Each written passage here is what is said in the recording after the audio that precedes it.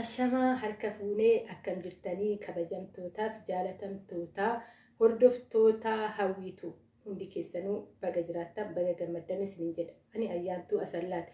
Egaa kaa guyyaa har'aa akkuma beekamu mana ijoollee Oromootirraa warra moonii ta'anirra deemnee baga gammaddan jennaan. Nuti hojjettoonni yookaan taatee diraamaa maatii kan jedhu irratti chaanaal Ayyaantuu Asallaati irratti warroonni hojjechaa jirru. Egaa kaa waliigalteedhaan ijoollee Oromoo jajjabeessuu qabna.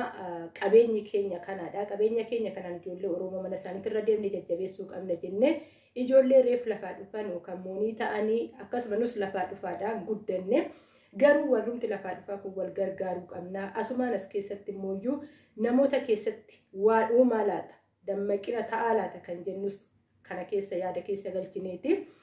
Baga gammaddeessiin jedha obboleettii koo. Baga dadhabbii kee rabbiin ijaarsi argisiise dadhabbiin kee dadhabbii keenya dhamaatiin kee dhamaatii keenya guddaa si gammannee jirrasiin jedha hawwii. Ammas chaanaala kanaa kan irratti hojjettu kan itti gammaddu kan quuqama hawaasa keetiif qabdu irratti ibsattu akkasuma amantii keetiif jaalala qabdu kan irratti ibsattu rabbi siif haa godhu jechuun jaaladha.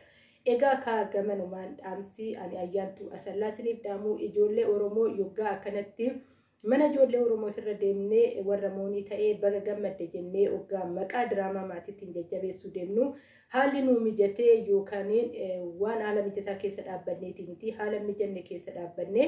Egaa kaa dhaloota kana keessatti waa uumnaa laata namni yeroo baay'ee haaluma mijate yookaan jireenya mijate qofaaf wal tajaajilaa miti. Haala mijanne keessallee dhaabbatee jaalala hawaasa ofiitiif qabu jaalala dhalootaaf qabu ibsachuu ni danda'a. Jennee kayyaan irraa ka'eetti kanarratti waliigallee mana ijoollee Oromootirra deemuudhaan baga gammadde jennaan maqaa diraamaa maatiitiin chaanaal Ayyaantuu Asallaati irratti kan hojjechaa jirru jechuudha. Egaa hoggaa kana hojjennee yookaan ijoollee kanaan baga gammaddan jennu mana ijoollee Oromootirra deemne tarii dhaloota kana keessatti waa uumaa laata. Jaalalli maal akka ta'e walitti dhiyeenyaan hiriyyummaa qofa akka hin taane amma fakkeenyaaf ijoollee kanneenii mana ijoollee kanneenii yookaan hoggaa sa'aatii isaa waraabbatan yeroo dheeraa isaa wajjin kan hin teenye ni jira yookaan hoggaa isaa liibidhaayyuu hin seenne kan hin arginne jiru jechuudha.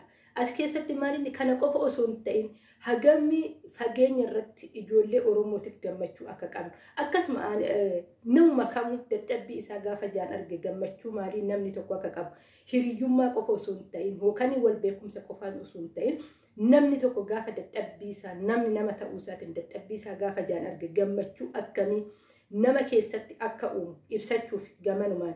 Egaa kaayyoollee Oromoo namni nama ta'uu isaatiin wal gargaarummaan akka ta'es gamanumaan kun qabeenya ta'e osoo hin ta'in garuu sammuu keessatti namni kun hagam hawaasa ofiitiif ilaalcha akkamii qaba kan jedhullee of keessatti qaba.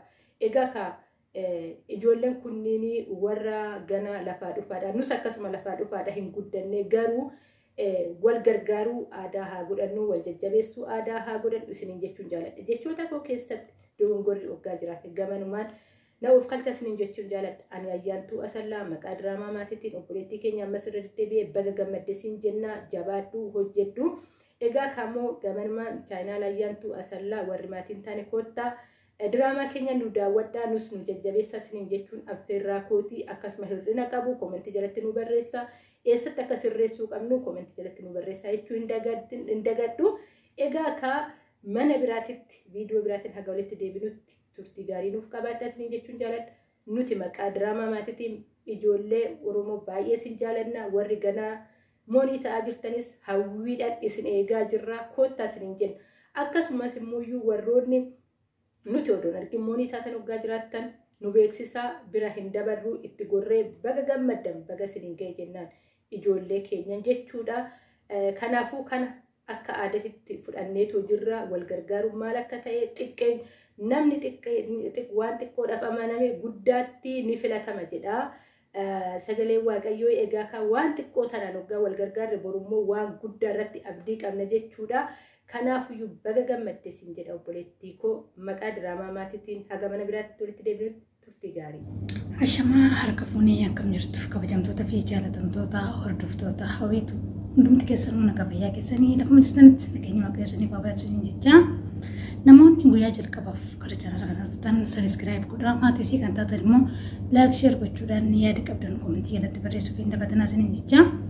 har'a mana hawwiitti argamnee jirra. Mana hawwiitti kan argamneef gammachuu hawwii gammachuu keenya godhannee baga gammadde jechuunidhaa fi hawwii asumaan baga gammaddee baga milkooftee baga dadhabbii keetiif immoo bu'aasaa ijaan argitan siin jedha.